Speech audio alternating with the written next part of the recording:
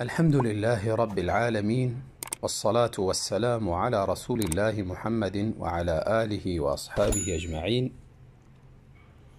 أما بعد، فقد قال الله تعالى: الرجال قوامون على النساء بما فضل الله بعضهم على بعض وبما أنفقوا من أموالهم، فالصالحات قانتات حافظات للغيب بما حفظ الله. الآية. وقال صلى الله عليه وسلم: كلكم راع وكلكم مسؤول. الحديث رواه البخاری. در متعلق اطاعت و فرمانبرداری خانم از شوهر خود و رفتار و معامله خوب و بهتری شوهر با خانم خود سوالهای زیادی میشه. این مسئله یک مسئله حیاتی برای زوجین است. میخواهم چند نکاتی مهم اشاره کنم. اولا، یک مسئله بسیار مهم و دقیق را بدانیم که ازدواج یک پیمان است، ازدواج یک عهد است، ازدواج یک مسئولیت بزرگ است.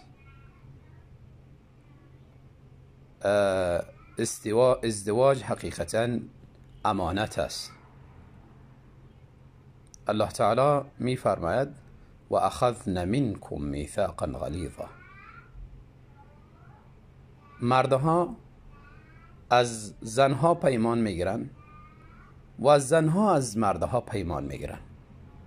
هر یکی به یکدیگر پیمان میدهن، هر یکی بالای یکدیگر شروط دارن، هر یکی بالای یکدیگر حقوق دارن.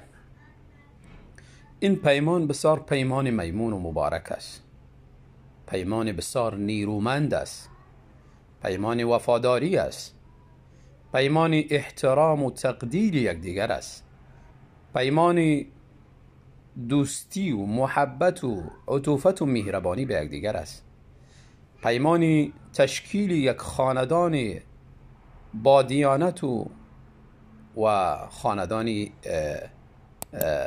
که پابند شریعت بوده باشه، تشکیلی از اوست. و همچنان پیمان تربیه یک نسل سالم و با تربیه و پیمان بجا آوردن اوامر الله تعالی و اوامر رسول الله صلی الله علیه وسلم، پیمان آبادی مجتمع، پیمان همدردی، تعاطف و غیره پیمانهای بسیار محکم و مضبوطی که در مقاصد و اغراض ازدواج نهفته است.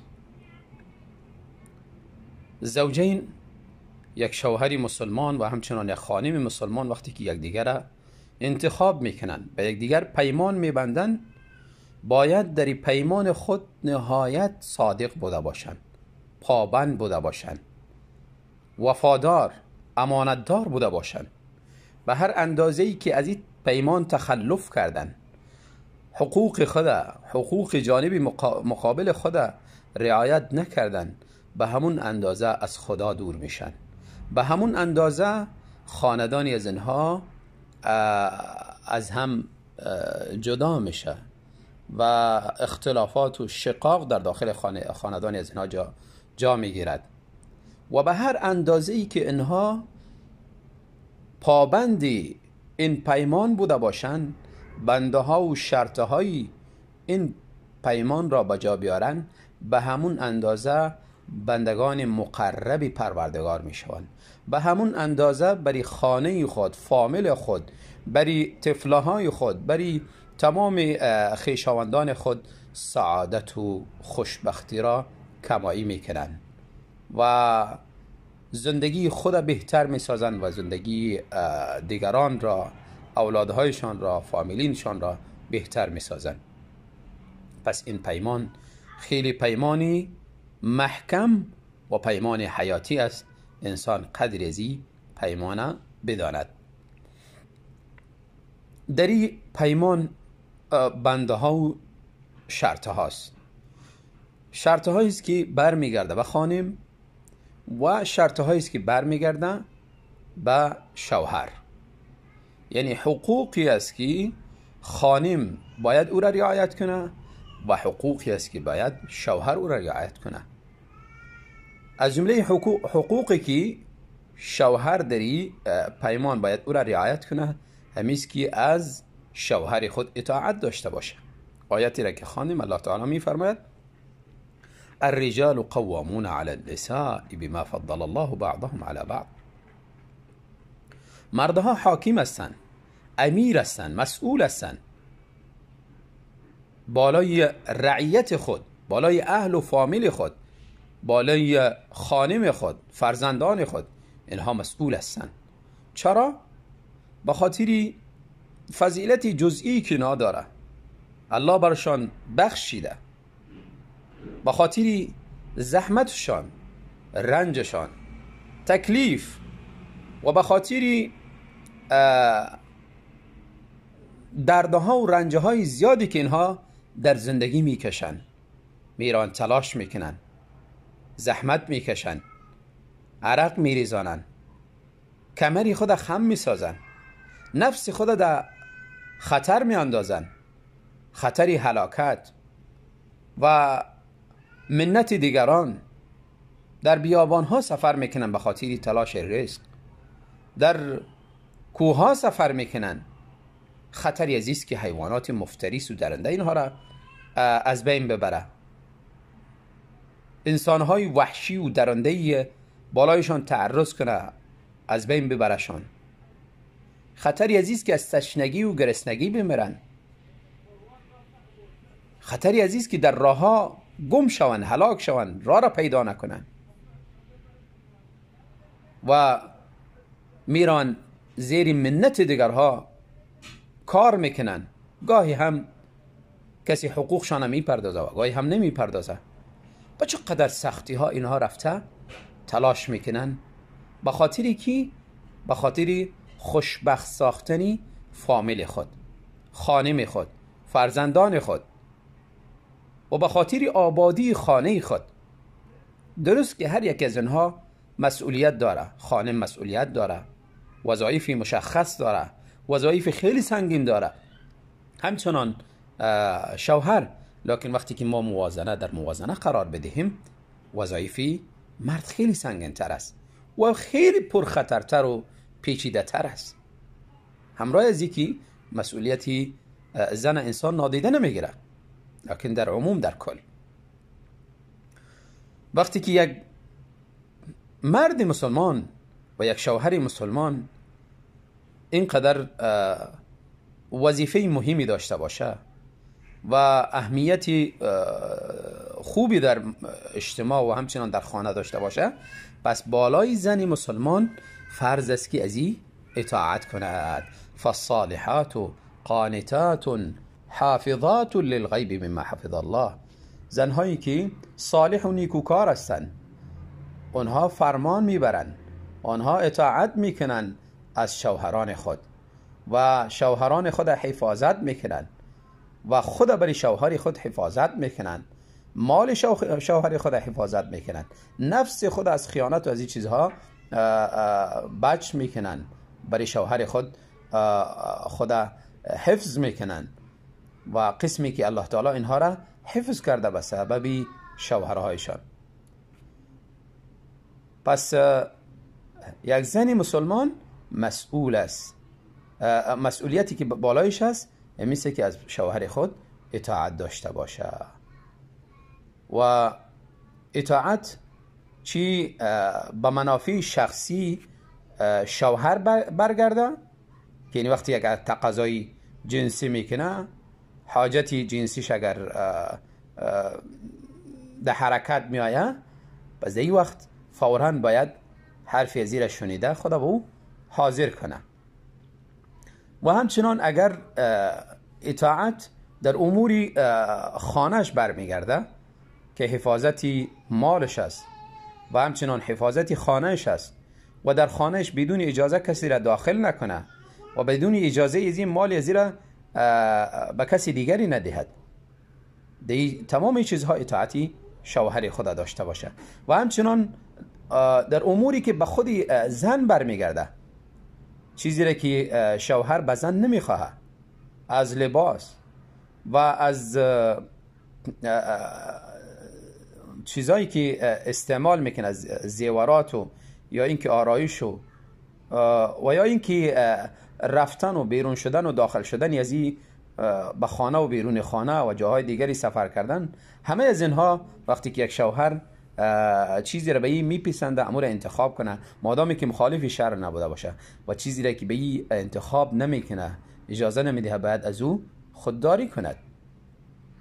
و همچنان حقوقی که برمیگرده به فرزندان یزی، ایده او اطاعت کنه شوهر خدا، تربیه سالم اولادها، حفاظت از اولادها و نگهبانی اولادها، غذا برای از اونها آماده کردن، پختن و همچنان لباسهای از اونها را شستن، تربیه اخلاقی از اونها را به دوش گرفتن، تربیه تعلیمی از اونها را به دوش گرفتن، داخل خانه یعنی خوابی از اونها را تنظیم کردن و همچنان بازی و غیره. همه اموری که به یک طفل برمیگرده، یک زن مسئول است که باید اینها را به طریقه درست انجام بدهد و حرفی را که شوهرش بریزی در متعلق اولادهایش توصیه میکنه، اگر مخالفی شریعت نبوده باشه باید حرفهای شوهر خود در قبال اولادهاش بشنود و از او اطاعت کند.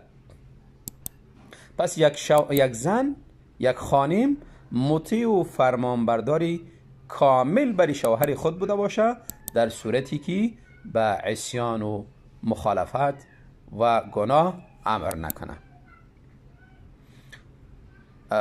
وقتی که یک خانم مسلمان با چنین ویژگی و اخلاقی والا و اطاعت و فرمانبرداری و همچنان ادای حقوق پروردگار خود برابر کنه، رسول الله صلی الله علیه وسلم برایش بشارت بزرگی میدهد.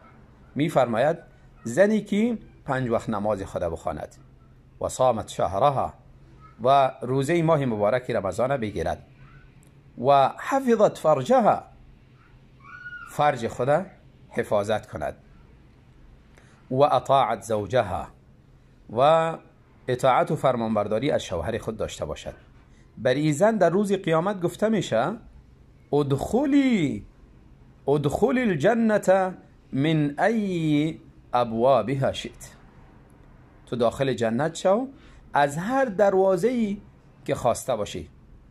جنت 8 دروازه بزرگ داره، 8 دروازه رئیسی بزرگ، از هر یکی از این خواسته باشه از داخل شه. این بری کدام خانم؟ بری خانمی که حق الله و رسول بجا آورده، حقوق شوهر بجا آورده، حقوق اولادهای خود بجا آورده، خانه شوهر خود درست نگه داشته، خود برای شوهر خود درست نگه داشته. برای چنین زنی متدینه و زنی مسلمان و زنی با آبرو، با عزت و با عفت، رسول الله صلی الله علیه وسلم این بشارتی بزرگ را دادند. و در مقابل زن هم بالای شوهر خود حقوق دارد، مطالبات دارد. باید یک شوهر حقوقی زن خود هم رعایت بکنه. اینطور نیست که یک طرف حقوق داشت جانب دیگری او محروم است، دیگر او غلام برده، و حتی هم غلام هم از خود حقوق داره، لکن یعنی بعضی ها با خانم خود یعنی قسم معامله میکنه، فکر میکنه که اصلا این هیچ حقی دی خانه نداره، هیچ مسئولیتی نداره، اصلا این هیچ حقوقی بالای من نداره. بلکه عکس، خانم بالای شوهر خود حقوق داره. رأس حقها حق نفقه عزیز. نفقه خوردنی از زیر آماده کنه، نوشیدنیشه، مسکن، جا و همچنان کالای پوشیدنی و غیره، حوائج و لوازم زندگی، همه از اینها را برای خانم خود آماده کنه مطابق تقاضایی که شریعت از این داره. یعنی ما فوق طاقتش نه. اگر از یک خانم بالاتر داشته باشه، باز مساوات و برابری در حقوقی از اینها بیارد.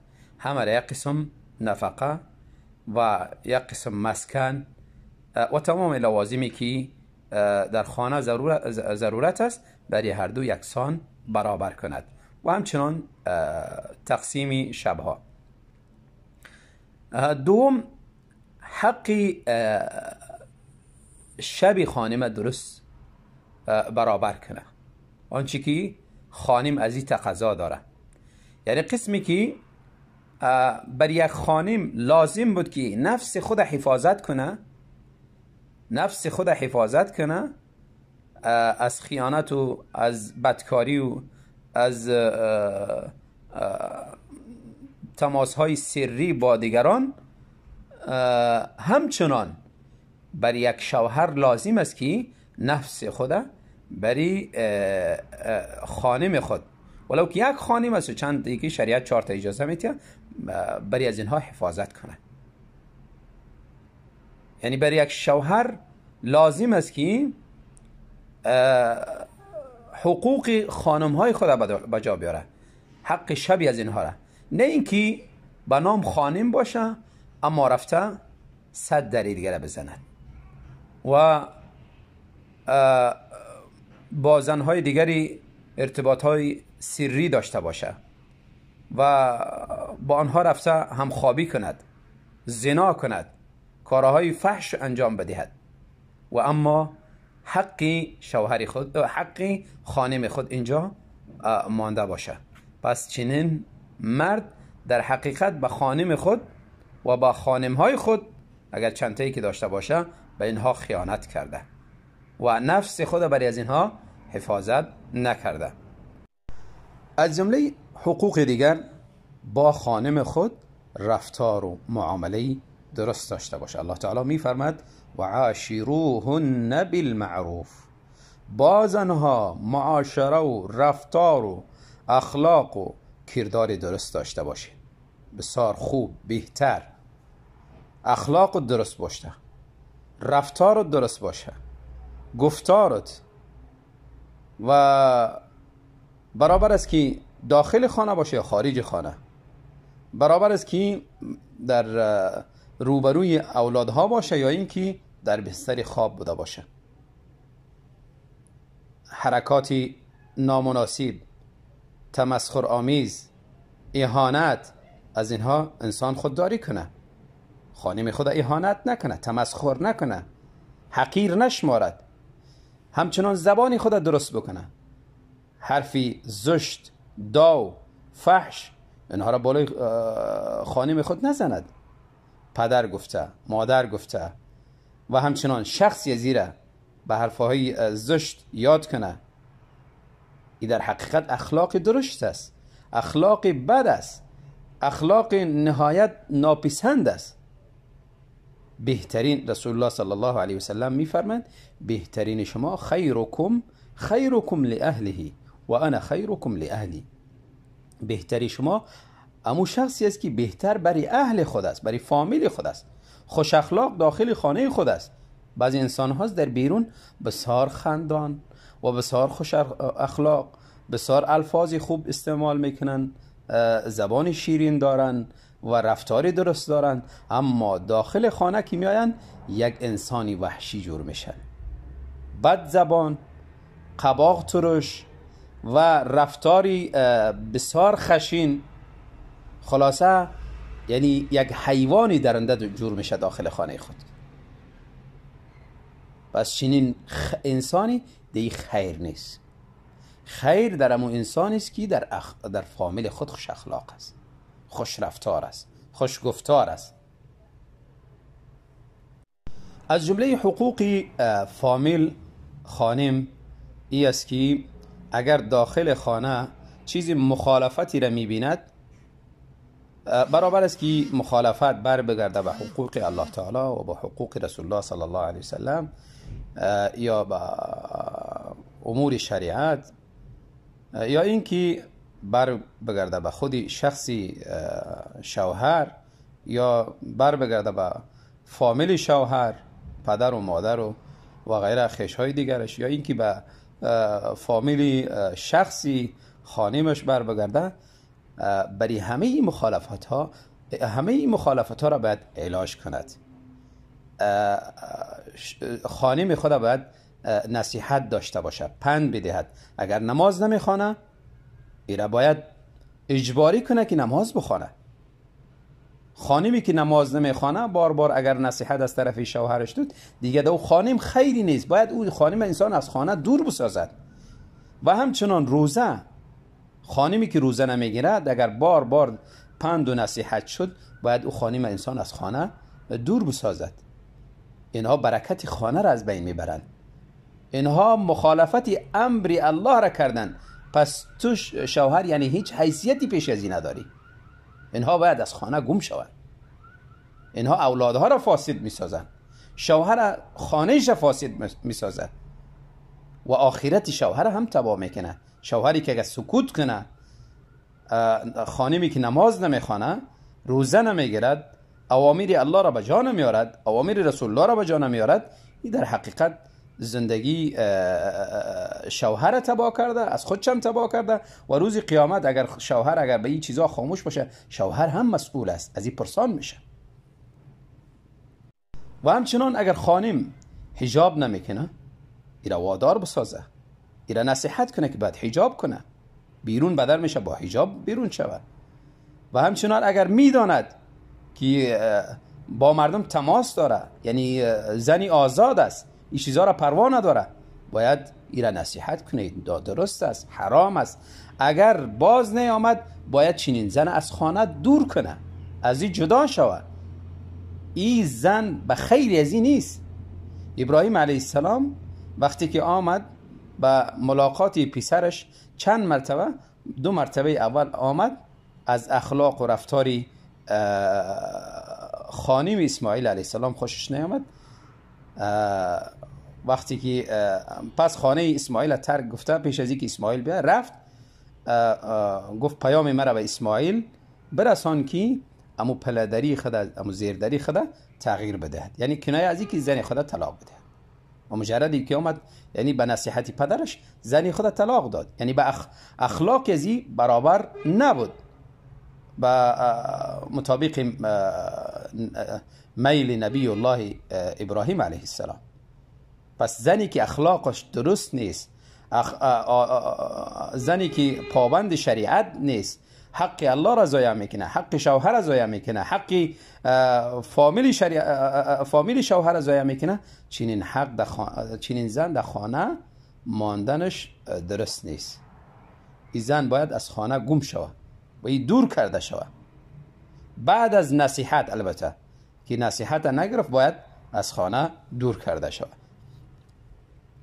اگر شوهر در تمام این مخالفات سکوت میکنه، باز شوهر روز قیامت مسئول است از این مخالفت های ازی. همراه ازی که او زن خودش هم مسئول است، او هم گناهگار است، او هم روز قیامت از این حقوق هایی که ضایع کرده از این پرسان میشه. شوهر همچنان از مسئولیتی که انجام نداده از این مسئولیت پرسان میشه. و از این مخالفت ها همچنان فیلم های مبتذل، لوچ و موسیقی های بسیار خراب که داخل خانه بسیار خانواده ها میشنوند. وقتی که شوهر این چیزها را میبینه، از جمله مسئولیت هاش همیست که باید زن از این چیزها منع کنه، نصیحتش کنه، ایره برش بفهمانه که این نارواست، ناجایز است، حرام است، در دین ما شما این چیزها درست نیست. وقتی که یک اولاد پدر و مادری خدا میبینه که فیلم های مبتذل و لیچه میبینه، و اولاد از این پدر و مادر چی یاد بگیرد؟ وقتی که یک اولاد میبینه که پدر و مادر نماز نمیخوانه، او اولاد از اینا چی یاد بگیرد؟ او خوب همون تربیه از اینها تربیه میشه. چنین زن اگر به چنین مخالفاتی اگر روبرو است و چنین مخالفاتی را مرتکب میشه، شوهر مسئولیتش است که باید ایره بفهماند و از این کارهایش منع کنه. اگر منع نشد، باز گفتیم رای حل آخرش هم است که این زن از خانه گم کرده شود. ایره باید طلاق بدهد. الله تعالی زندگی های ما را بهتر بسازه و ما را توفیق بدهد حقوق یکدیگر را زن و شوهر رعایت کنیم و در چوکات دین زندگی خود پیش ببریم و خاندان خود و خاندان فامیل خود و اولادای خود خوشبخت بسازیم. بارک الله فیکم.